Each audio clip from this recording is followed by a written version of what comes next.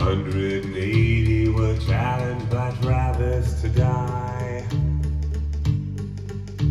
by the line that he drew with his sword when the battle was nigh.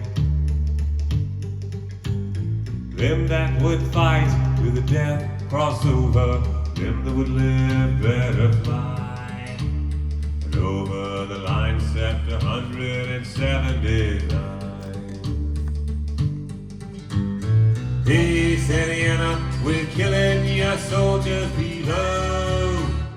People wherever they go will remember the Alamo.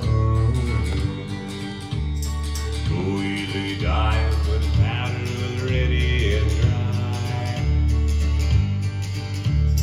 Flat on his back, he killed him a heel and replied. Young Davy Crockett was laughing and shouting, gallantry fierce in his eye. God and for Texas, the man more than ready to die.